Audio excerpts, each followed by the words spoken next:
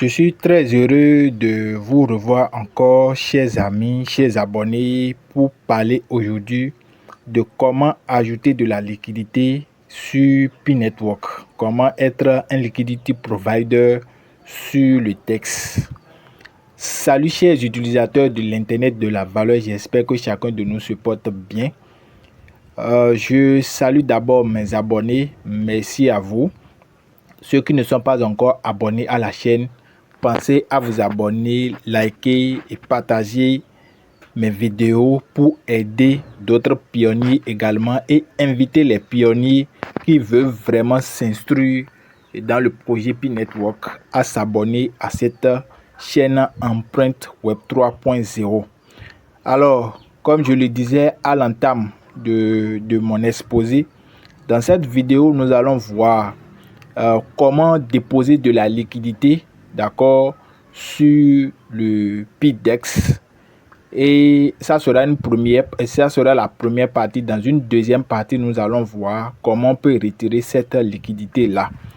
L'avantage d'être un liquidity provider, c'est que vous recevez, d'accord, un pourcentage. Vous allez recevoir, ou nous allons recevoir un pourcentage, et lorsque les pionniers viennent faire des transactions sur le DEX. D'accord? Je rappelle que le DEX est en testnet actuellement.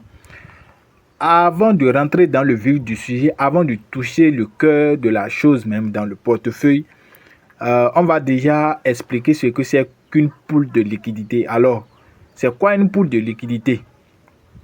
En anglais, on parle de liquidity pool. Et il faut comprendre que c'est un concept fondamental de la finance décentralisée.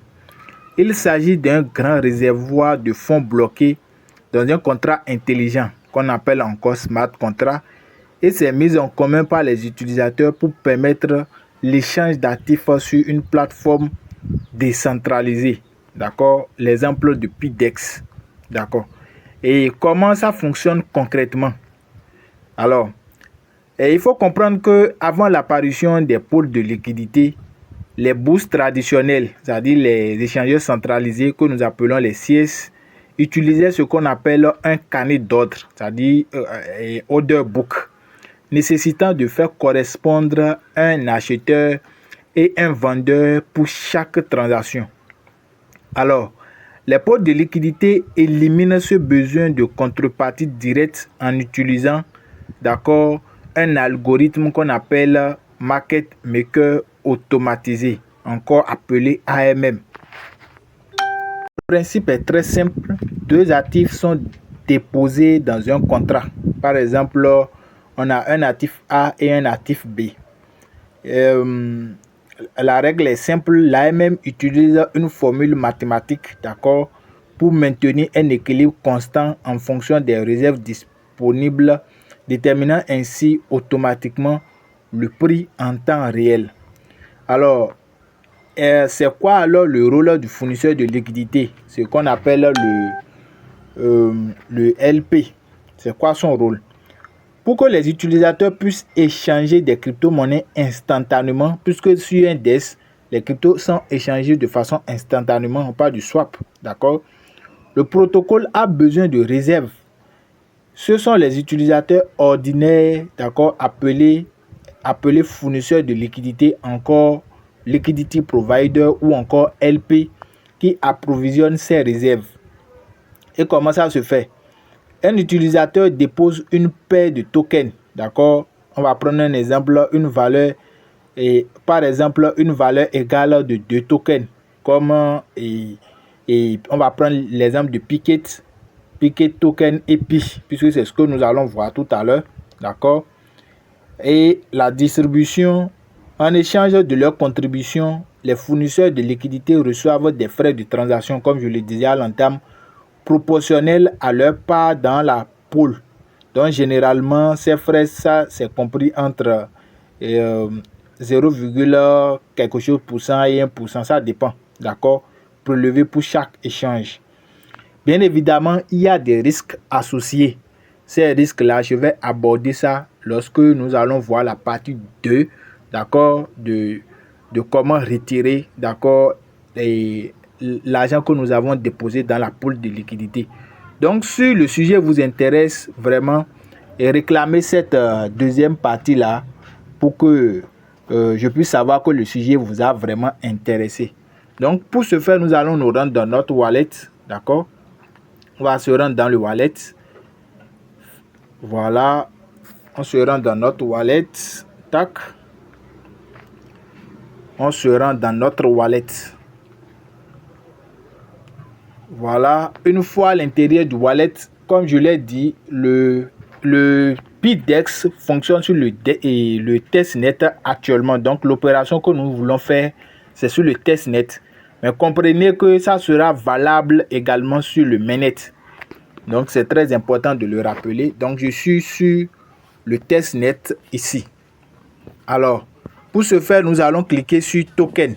D'accord? Il faut venir dans Token. Une fois que vous êtes dans Token, j'ai dit que nous voulons travailler avec... on veut travailler avec le Picket Token. Donc, vous allez venir dans More Token. D'accord? Vous venez dans More Token. Vous allez voir la liste des tokens qui sont ici. Ce qu'il faut faire, premièrement, il faut ajouter d'abord le token qui est concerné. Donc, je vais venir ici et rechercher le token qui est concerné, Picket. D'accord? Voilà. Picket. Je profite pour vous dire que j'ai fait une vidéo sur comment miner le Picket token qui est minable gratuitement actuellement. D'accord? Donc, la vidéo est disponible sur la chaîne. Mais le token de Picket qui est ici, c'est le test. D'accord? Donc, il faut comprendre que c'est le test. Donc, c'est avec ça que nous allons faire cet échange. C'est avec ça que nous allons fournir de la liquidité. Donc, on clique ici. D'accord? Vous avez vu que mon solde de Picket est à 0 actuellement. C'est à 0. Très bien. Une fois vous avez compris ça, il faut venir dans ici. D'accord? Vous venez là. Et là où ils ont mis More Token, vous cliquez là. Une fois vous cliquez là, on va rechercher maintenant Picket. Toujours on recherche Picket. Picket Token. Voilà, ça s'affiche là.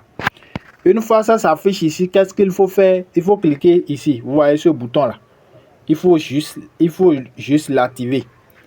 Donc, vous avez vu ce que j'ai fait. C'est ça. Il faut juste cliquer là. D'accord? Et on vous demande de confirmer et confirm change. Vous cliquez sur confirmer. Ça va vous prélever 0,01 pites comme frais de gaz. D'accord? Très bien. Le token est activé. Quand c'est activé, je quitte là d'abord et je viens sur la liste de mes tokens. Je vais voir si c'est bien ajouté. Donc, quand je viens sur la liste de mes tokens, il suffit de venir dans My Token. Voilà. Voilà. Sur la liste de mes tokens, j'ai le Picket qui a été bel et bien ajouté avec un solde de 0 Picket. C'est bon, vous me suivez, j'espère. Alors, une fois c'est bon, qu'est-ce que je vais faire? Je vais cliquer maintenant sur le token que j'ai ajouté. Une fois j'ai cliqué sur ça, il faudrait d'abord que j'achète un certain nombre de Pickets d'abord. Donc, je vais cliquer sur liquidité. Voilà ce qu'on veut faire. Donc, on veut déposer pour cette première vidéo, pour la vidéo de cette première partie. Nous voulons apprendre à déposer de la liquidité ici. Donc, la deuxième partie va être consacrée à retirer la liquidité que nous avons déposée. Donc, pour ce faire, il faut déjà disposer d'un certain nombre de Picket tokens. C'est ce que nous allons faire tout à l'heure. Donc, il faut cliquer ici, Buy and Sell. Une fois nous sommes ici, on peut acheter le Picket directement sur le marché en faisant un swap. Ou si on veut, on peut passer un ordre d'achat. Un ordre d'achat ou un ordre de vente. Sachez, comme c'est un achat qu'on veut faire, c'est un ordre, on peut placer un ordre d'achat. Donc ici, nous allons passer sur le premier marché, d'accord, qui nous permet d'acheter directement le Picket en faisant un swap. Donc une fois ici, qu'est-ce que nous allons faire? Voilà ce que nous voulons acheter et voilà ce que nous voulons vendre. Donc nous allons vendre 20 pites, d'accord, pour obtenir pour obtenir de piquettes. Donc les 20 piquettes actuellement me donnent 116,79 piquettes token. Et il faut régler le clippage. Moi, je vais régler mon clippage à 0,10. Donc, c'est le clippage le moins cher. Sinon, par défaut, c'est déjà sur 1%. Ça, c'est des frais que je vais payer ici. Comprenez que ce sont ces frais-là que les fournisseurs de liquidités vont pouvoir récupérer après. Donc, une fois je mets mon clippage, je clique sur confirmer, d'accord, d'abord. Et puisque j'ai confirmé ça, je peux revoir l'opération que je suis en train de faire. Voilà. Donc, je veux vendre 20 pi pour obtenir 116,67 piquettes avec un clippage de 0,1% et les frais de transaction 0,1 pi. Une fois c'est bon, je clique sur confirm swap. Voilà. Tac. Je clique sur confirm swap. Voilà, le swap a été effectué avec succès. Je clique sur confirm. Très bien. Une fois j'ai cliqué sur confirm, vous avez vu que mon solde n'est plus à 0. Vous voyez, j'ai désormais mon solde qui est, voilà, mon solde de piquette qui vient de changer. Les 116 sont arrivés. Maintenant, ce qu'il faut faire, je vais cliquer toujours là encore. D'accord. Et je viens maintenant sur Liquidity Pool. Donc, on clique là. Et les deux paires de crypto qui sont concernés ici, vous avez vu token 1, c'est Picket. Et le token 2, token 1, Picket. Et le token 2, c'est quoi? C'est Pites. Donc, il faut a priori disposer des pi pour pouvoir déposer cette liquidité là. Donc, si ici pour le moment, vous avez vu que MyLP token là, c'est à 0. C'est 0. Dès que je vais, ma contribution, 0% également. Donc, dès que je vais déposer la liquidité tout à l'heure, vous allez voir que ça là, ça va changer. Voilà le nombre d'unités totales qui ont été déjà déposées dans la pool de liquidité. Donc, ce que je vais faire, je clique sur Deposit. D'accord? Et comme dans la pool, il doit y avoir 50 de chaque monnaie que je vais déposer. Donc, ce que je vais faire, je vais mettre, puisque les 116,99 piquettes que j'ai là est sensiblement équivalent à 20 piquettes. Donc, je vais mettre 20 piquettes ici pour équilibrer la chose. Donc, quand j'ai mis les 20 piquettes, vous avez vu que ça correspond sensiblement au montant de piquettes qui est là. Donc, c'est ce qu'on appelle l'apport du 50-50. Si c'est bon, il faut vérifier ça là, c'est bon. Si c'est bon, c'est bien.